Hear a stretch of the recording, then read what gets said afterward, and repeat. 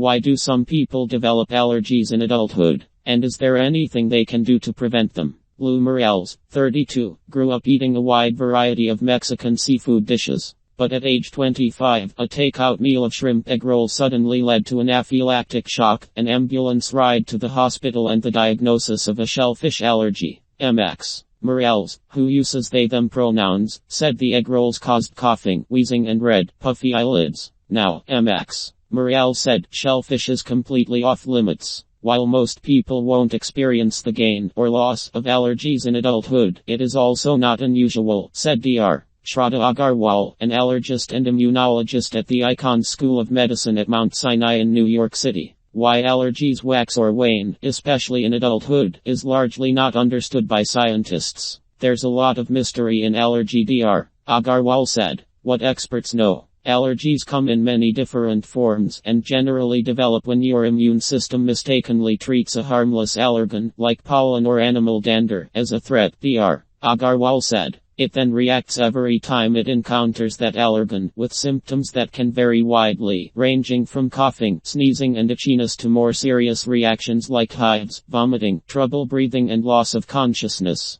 About 26% of adults and 19% of children in the United States have a seasonal allergy, and about 6% of adults and children have a food allergy, according to the Centers for Disease Control and Prevention. The causes of allergies are complex, said Dr. Kareen Keat, a professor of pediatric allergy immunology at the University of North Carolina School of Medicine, depending on your genes and what kinds of allergens you're exposed to and when. But experts think that, in general, things that disrupt your immune system, like puberty, pregnancy, transient or chronic illnesses, or organ transplants, can change your allergic responses to things that you previously tolerated, Dr. Keat said. Experts don't know how common it is for different kinds of allergies to develop in adulthood, said Dr. Ruchi Gupta, a professor of pediatrics who specializes in allergy at the Northwestern University Feinberg School of Medicine. Though we do have some data as it relates to food allergies. In one survey of more than 40,000 adults in the United States published in 2018, for instance, Dr. Gupta and her colleagues found that about 45% of those who had food allergies developed at least one new food allergy in adulthood.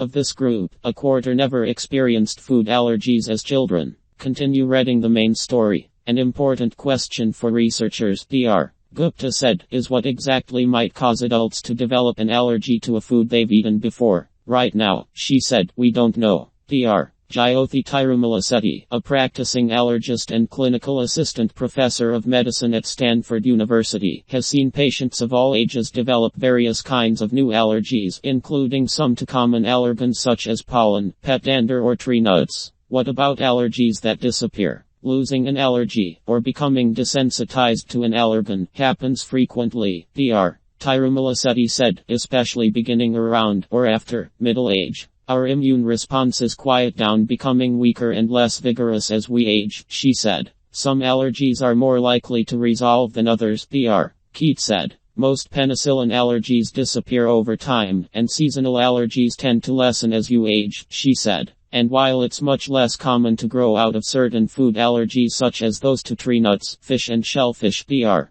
Gupta said, an estimated 50% to 80% of children with milk or egg allergies grow out of them by age 10. One common way people discover environmental allergies is by moving to a new area and encountering pollen they've never been exposed to before, Dr. Agarwal said. This wouldn't technically be a new allergy, she said, but it's a distinction that can make research in this area challenging. Similarly, moving away from such areas can lead to relief. Molly Thesson, 30, who grew up near Nashville, said she had year-round pollen allergies as a child and had to take antihistamines regularly to relieve her symptoms. That all changed when she moved to Dallas at 23. I stopped taking allergy medicine for the first time in my life, and I was completely fine, Ms. Thesson said. A few years later, she moved to New York City, where she currently lives, and the allergies returned. It turns out she is allergic to most of the trees and plants in the Northeast, as well as to cats, dogs, mold and cockroaches. What about prevention? As for whether there is anything adults can do to avoid developing new allergies, Dr. Agarwal said, experts don't have the answer.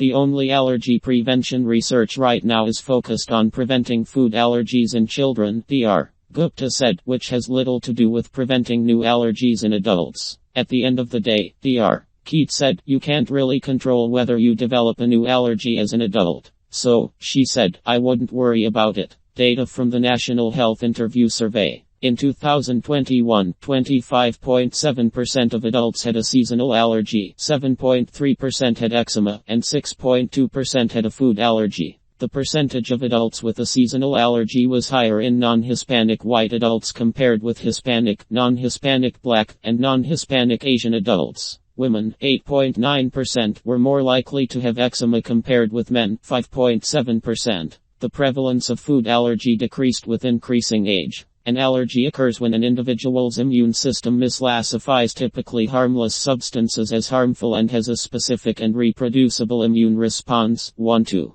The severity of allergy symptoms can range from itchy, watery eyes and hives to life-threatening anaphylaxis, and the presence of allergies can negatively impact an individual's quality of life. 3-6. This report uses 2021 National Health Interview Survey (NIS) data to describe the prevalence of seasonal allergies, eczema, and food allergies in adults in the United States. Keywords: seasonal allergies, hay fever, eczema, atopic dermatitis, allergic rhinitis. National Health Interview Survey (NIS). Nearly one-third of adults aged 18 and over had a seasonal allergy, eczema, or food allergy. In 2021, 31.8% of adults had a seasonal allergy, eczema, or food allergy. Figure 1. About one quarter, 25.7% of adults had a seasonal allergy, 7.3% had eczema, and 6.2% had a food allergy. Notes. Adults were considered to have any allergic condition if they were diagnosed with one or more of three selected conditions: seasonal allergy, eczema, or food allergy. Categories for each allergic condition were not mutually exclusive.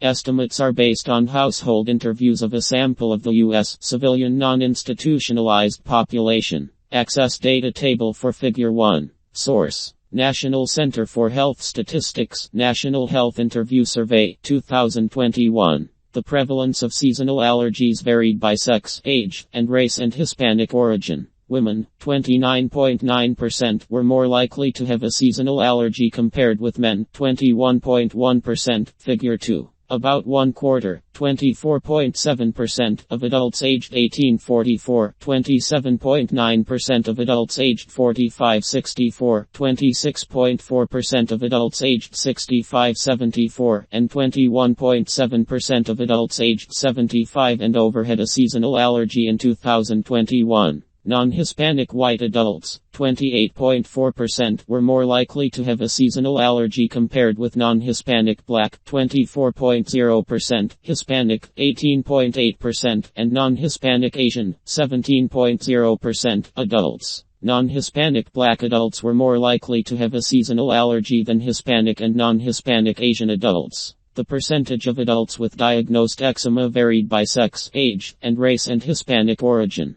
The percentage of adults with eczema was higher in women, 8.9%, compared with men, 5.7%. Figure 3. The percentage of adults with eczema decreased from 8.4% in adults aged 18-44 to 6.5% in adults aged 45-64, 6.8% in adults aged 65-74, and 5.5% in adults aged 75 and over. Hispanic adults, 4.8%, were less likely to have eczema compared with non-Hispanic white, 7.7%, non-Hispanic Black, 8.6%, and non-Hispanic Asian, 6.5%. Adults. Non-Hispanic Black adults were more likely to have eczema than non-Hispanic Asian adults, but the difference compared with non-Hispanic white adults was not significant. The prevalence of food allergies was highest in women, adults aged 18-44, and non-Hispanic Black adults. Women, 7.8%, were more likely to have a food allergy compared with men, 4.6%. Figure 4.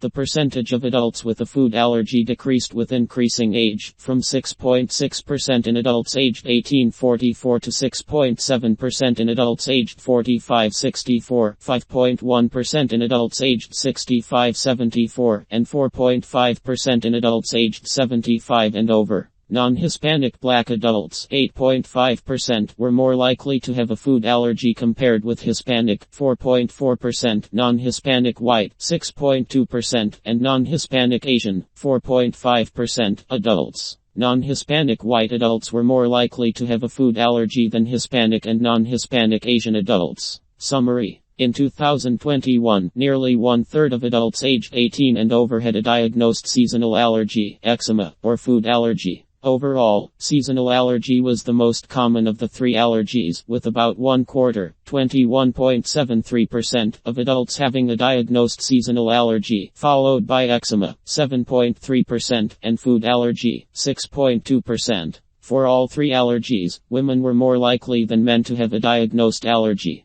The prevalence of diagnosed eczema and food allergy generally decreased with increasing age, while the prevalence of a diagnosed seasonal allergy was 24.7% in adults aged 18-44, 27.9% in adults aged 45-64, 26.4% in adults aged 65-74, and 21.7% in adults aged 75 and over. The prevalence of diagnosed seasonal allergies was highest in non-Hispanic white adults, whereas the prevalence of diagnosed eczema and food allergies was highest in non-Hispanic black adults. Hispanic adults were less likely to have diagnosed seasonal allergies, eczema, and food allergies than non-Hispanic white and non-Hispanic black adults.